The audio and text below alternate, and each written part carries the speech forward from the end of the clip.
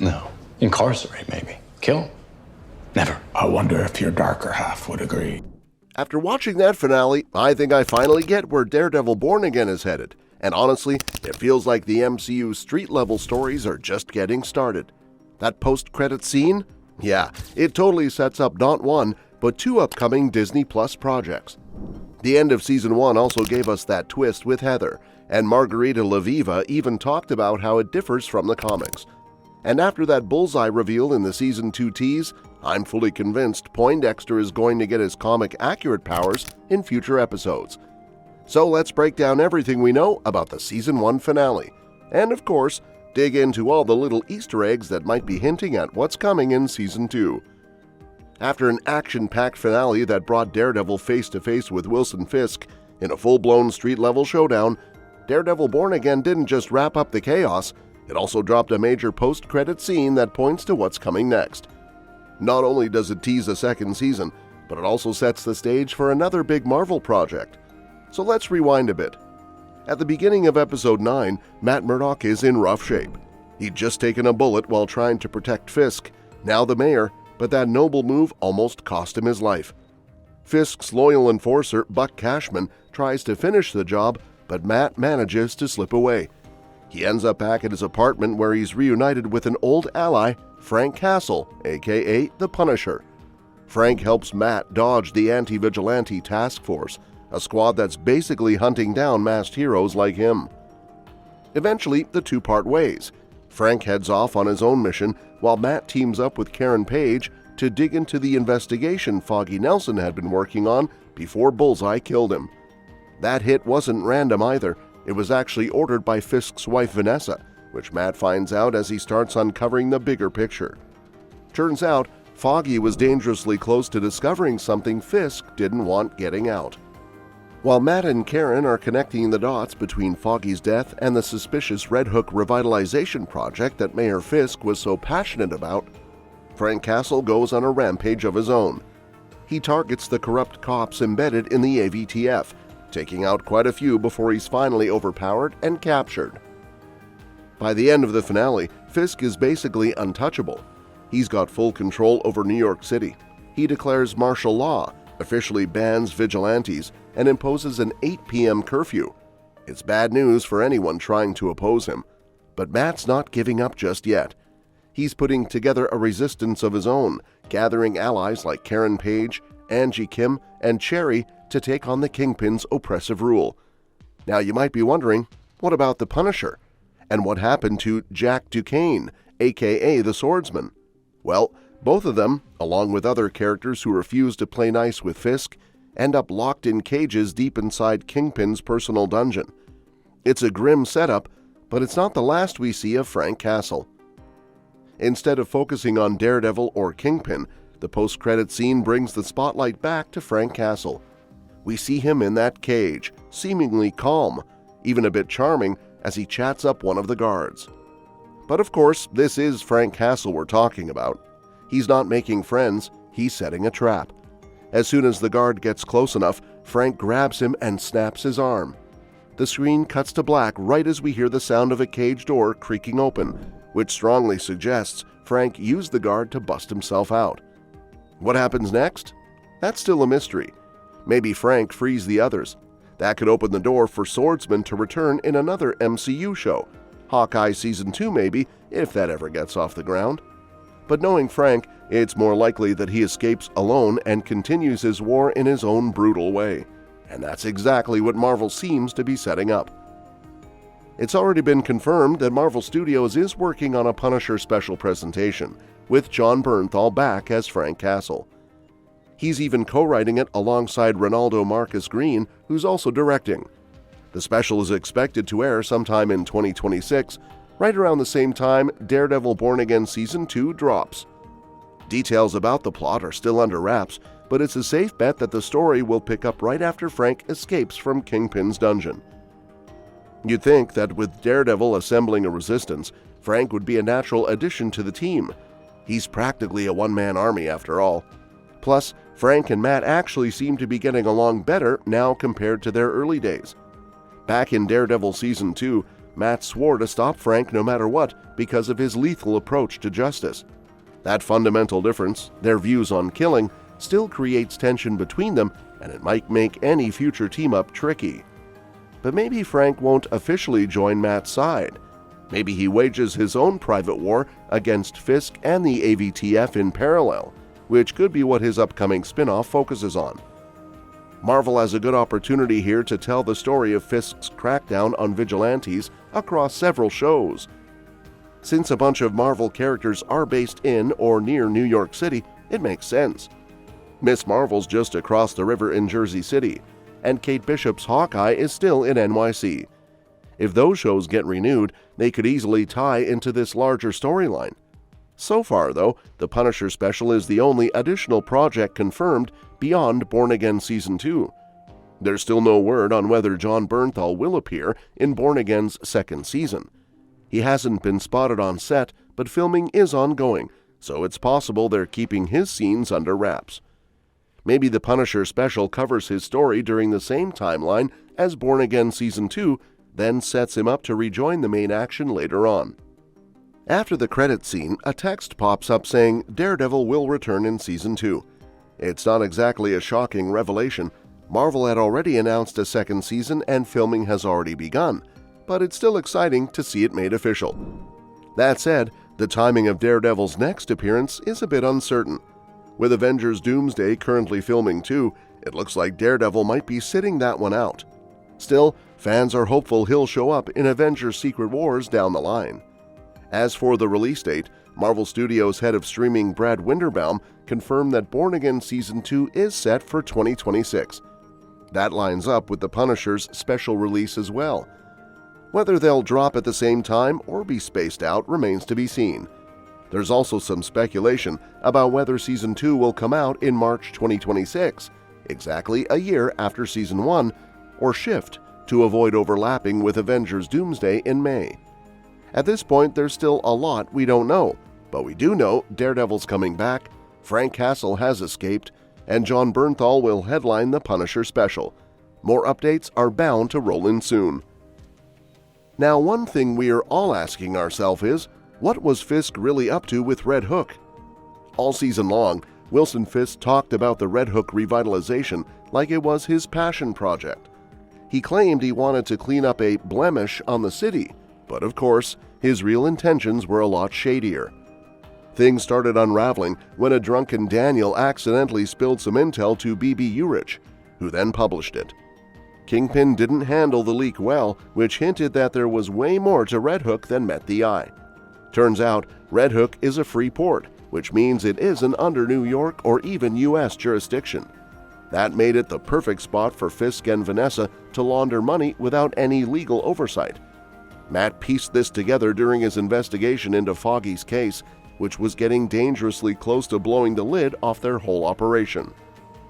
And speaking of Bullseye, there's actually a really exciting update about him that fans of Daredevil Born Again should definitely be paying attention to. After his major appearance in Episode 8, it's becoming more and more obvious that Benjamin Poindexter isn't going anywhere, and what's coming next might just give him the full comic book treatment we've been waiting for. So here's what went down. In Episode 8, Bullseye breaks out of prison and makes a bold attempt on Kingpin's life, but things don't quite go as expected. Instead of taking out Fisk, Bullseye witnesses something that completely throws him, Matt Murdock stepping in and taking a bullet to save Kingpin. That kind of moment has layers. Not only does it speak volumes about Daredevil's moral compass, but it also seems to leave Poindexter visibly shaken. Because despite all his rage and violence, there's something deeply unsettling about watching your greatest enemy protect the man you were sent to kill. And yet, despite playing such a crucial role in that episode, Bullseye barely gets any screen time in the season finale. He just appears briefly, looking emotionally worn out, staring through a broken window in a rundown apartment. It's a blink and you'll miss it moment, but it confirms something big. He's still out there, and his story isn't over. In fact, it looks like he'll be laying low for a while.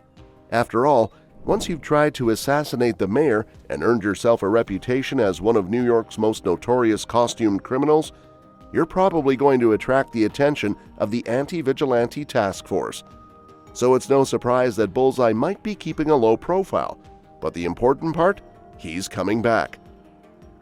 Wilson Bethel is confirmed to return as Bullseye in Daredevil Born Again Season 2, and there's more good news. This time, it looks like he's finally getting that classic comic book makeover. It's been a long road for Bethel's Poindexter. When we first met him in Daredevil Season 3, he was introduced as an FBI agent with a dark side, a sharpshooter with psychopathic tendencies, ideal for being manipulated by Wilson Fisk. And manipulated he was. Kingpin pulled the strings and turned him into Bullseye, setting him up as a deadly rival to Daredevil. Now, in Born Again, we're seeing the full evolution. The season kicked off with Bullseye ambushing Matt, Karen, and Foggy at Josie's bar. In a shocking turn, he killed Foggy Nelson, and that single act splintered Matt's world. It drove a wedge between him and Karen, and even made him hang up the cowl for a while. Though, as we've seen, he doesn't stay retired for long. Still, that devastating event raised the stakes, and it was later revealed that it was Vanessa Fisk who orchestrated the attack, not Kingpin himself. But that's where things get even more interesting. Even though the Fisks were involved at first, Bullseye's path seems to be veering away from them in Season 2. He's becoming more of his own villain now, and that opens the door for some serious character development. Set photos from Daredevil Born Again Season 2 have already started making waves online, even though Season 1 hasn't finished airing yet. Not only have we seen Charlie Cox's back in the black Daredevil suit, complete with the DD emblem from the comics, but fans have also spotted Karen Page and Matt Murdock seemingly hiding out. More importantly, the photos confirm Wilson Bethel's return, and this time, Bullseye is rocking a costume that's way more faithful to his comic counterpart. We're talking full target icons on his forehead, around his neck, and he's clearly loaded up with all kinds of projectiles.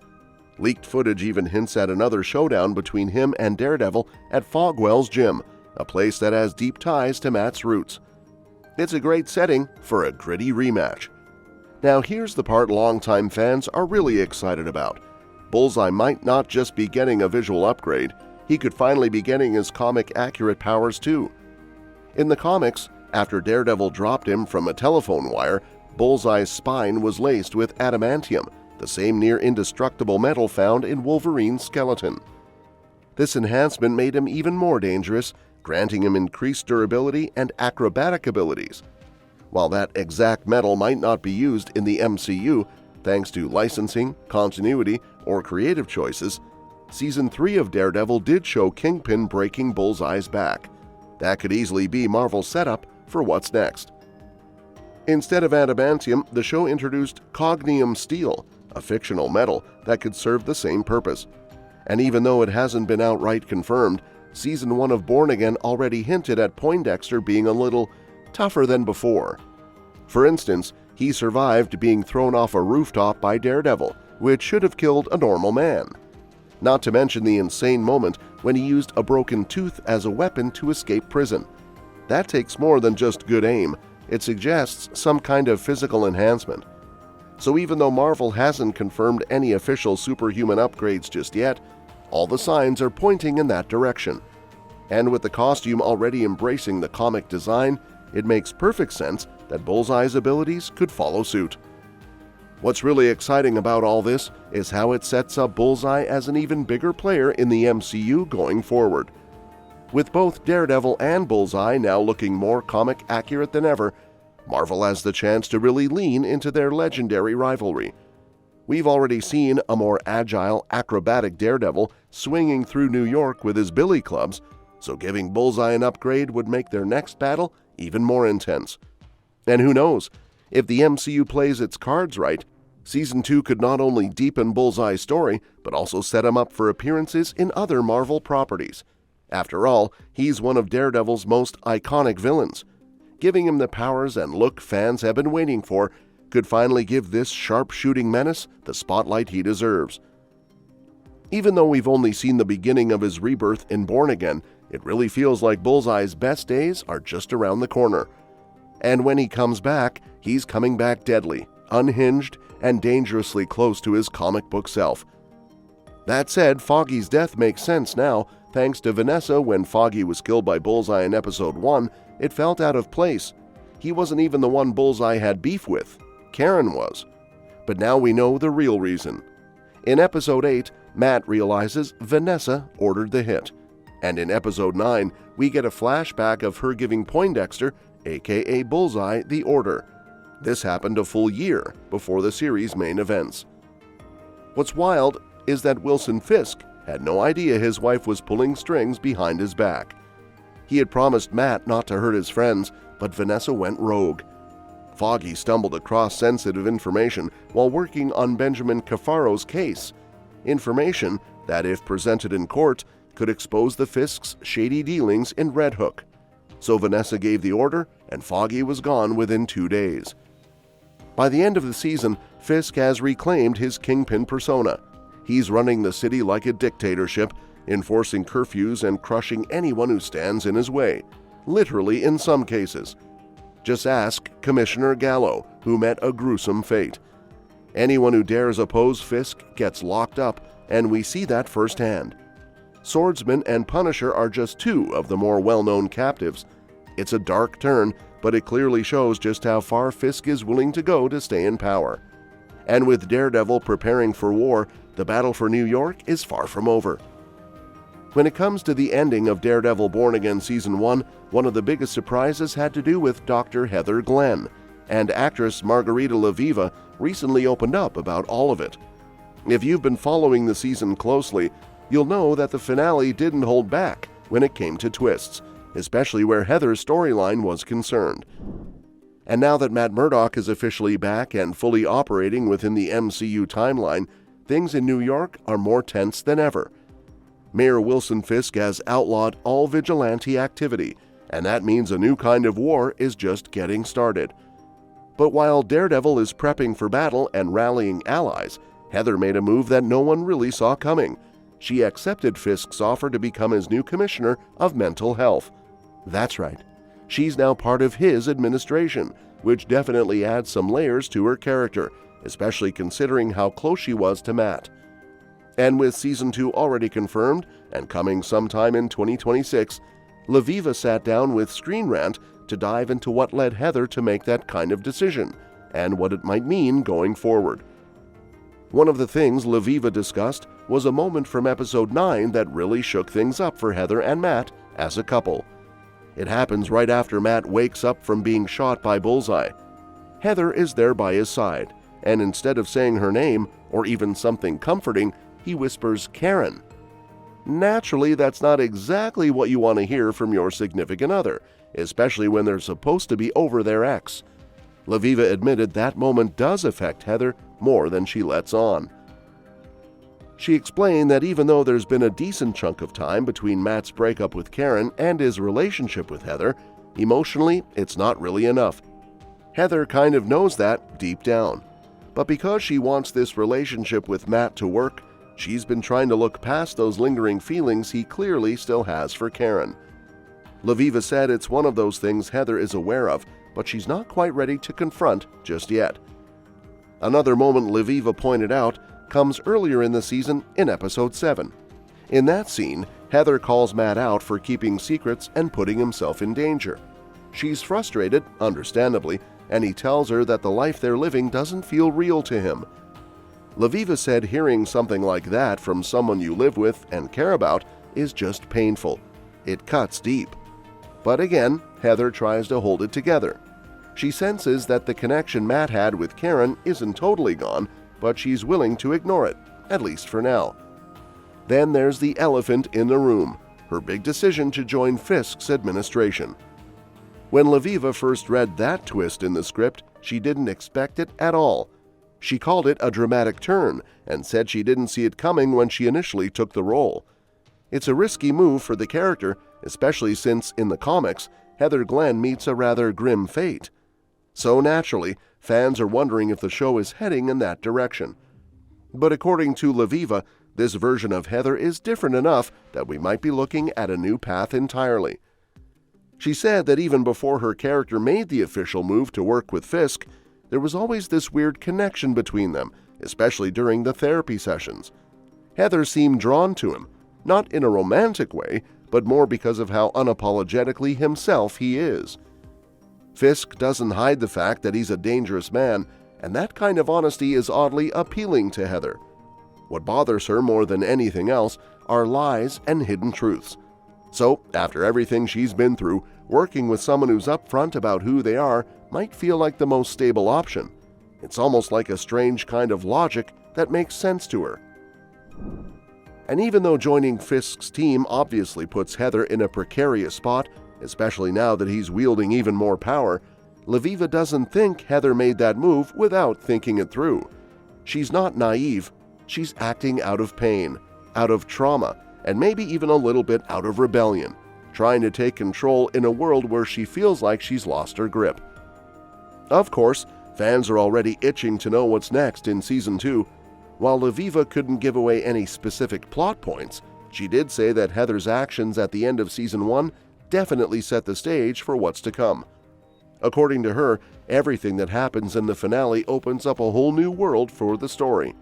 She didn't get into detail, but she made it sound like whatever's ahead is going to be big. She's clearly excited about it and can't wait for people to see where things go next. And in one of the more fun parts of the interview, Lviva was asked which MCU characters she thinks would benefit from some therapy sessions with Dr. Heather Glenn. Considering how emotionally messy most Marvel heroes are, that's a pretty long list. Lviva joked that she'd probably need to run group sessions just to keep up. She said every character has some baggage they need to unpack, which is part of what makes them so compelling. She also mentioned that if Heather ever did lead a therapy session for the Avengers, she'd come well prepared with a list of thought-provoking questions designed to get them to open up and be honest with each other. Just that act of sharing secrets and vulnerabilities could make a huge difference, she said. Sometimes that's all it takes to start healing. All in all, Heather Glenn's arc in Daredevil Born Again is turning out to be way more complex and layered than fans probably expected. She's not just a love interest or a supporting character. She's making decisions that have real consequences for herself, for Matt, and for the future of New York. Whether you love or hate her choice to work with Fisk, you can't deny it's made things a lot more interesting. And with Season 2 already in the works, it sounds like Heather's journey is only just getting started. And that's that for today's video. We dove deep into the Daredevil Born Again Season 1 finale, from Heather's unexpected twists to what it means for Matt and the whole MCU going forward. What did you think about the shocking choices Heather made? And how do you see the future shaping up in Season 2? Thanks for watching, and we will see you in the next one. Your suggestions for future videos are always welcome in the comments below. Don't forget to like, share, and subscribe to stay in the loop. If you want, you can share your thoughts about this video in the comments. I'd love to hear what you think.